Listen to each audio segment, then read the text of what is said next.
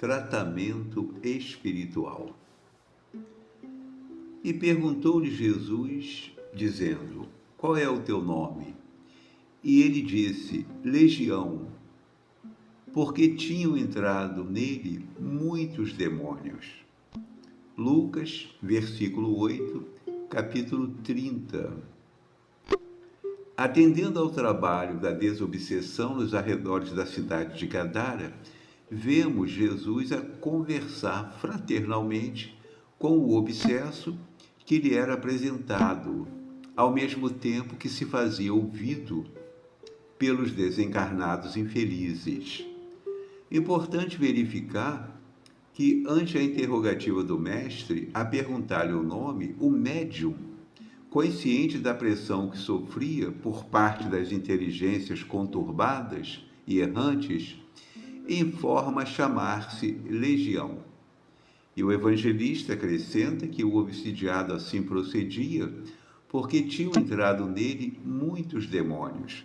Sabemos hoje, com Allan Kardec, conforme palavras textuais do codificador da doutrina espírita, no item 6 do capítulo 12, Amai os vossos inimigos, de O Evangelho segundo o Espiritismo, que esses demônios mais não são do que as almas dos homens perversos, que ainda se não despojaram dos instintos materiais.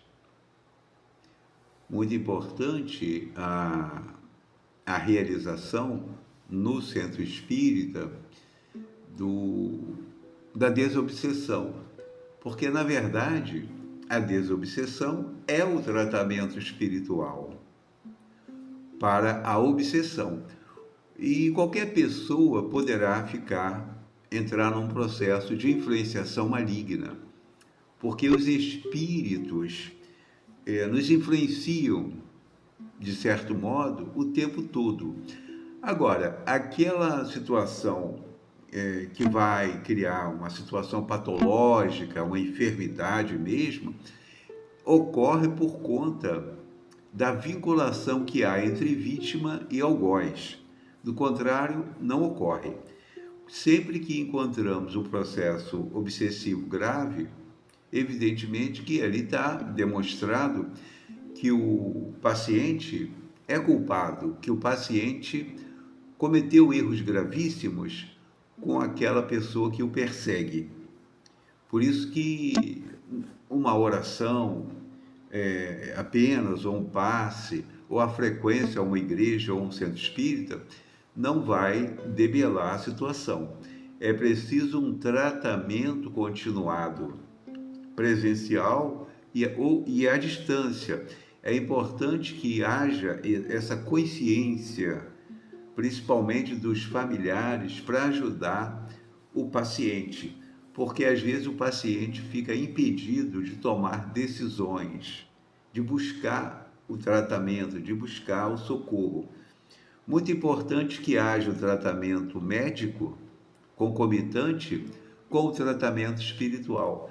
Também não devemos abandonar o tratamento médico, porque é importante entender que o cérebro físico também é lesado. Então, a ação medicamentosa, a medicação prescrita por um psiquiatra, vai ajudar nesse sentido, de restabelecer o mínimo de equilíbrio e de defesa no sentido material. Só que a medicação não vai atingir a questão espiritual e não vai impedir a influência espiritual.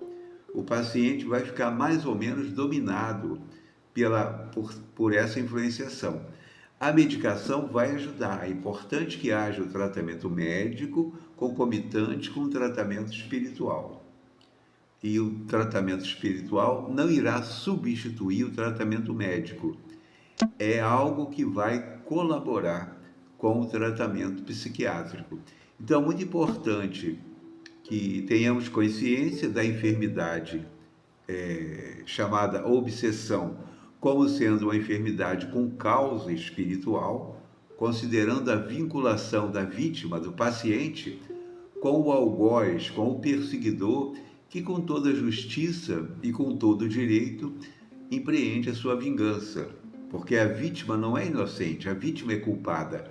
Mas é preciso que entendamos que a misericórdia divina vai estar sempre amparando vítima e algoz. E se o algoz participa das reuniões, ele vai se sensibilizando com os esclarecimentos e a argumentação do Evangelho que utilizamos nos centros espíritas, e o paciente igualmente irá criar mais defesa com a frequência continuada. Agora, é preciso que haja da parte do paciente, dos familiares, essa expertise de manter uma rotina semanal, pelo menos, de participação nas reuniões com a palestra do Evangelho e o tratamento espiritual presencial com os passos magnéticos, e mais o tratamento à distância, que pode ser feito num outro dia, e ainda, em casos graves, poderemos levar uma vez ou outra, ou duas ou três vezes, o paciente diretamente para a reunião de desobsessão, para criarmos um choque de realidade para o próprio espírito que persegue. Porque lá nós vamos criar vários elementos de indução hipnótica, de diálogo convincente, utilizando a argumentação do Evangelho, e muitas vezes utilizaremos a presença de outros desencarnados que têm vínculos de parentesco e têm vínculos afetivos com o perseguidor.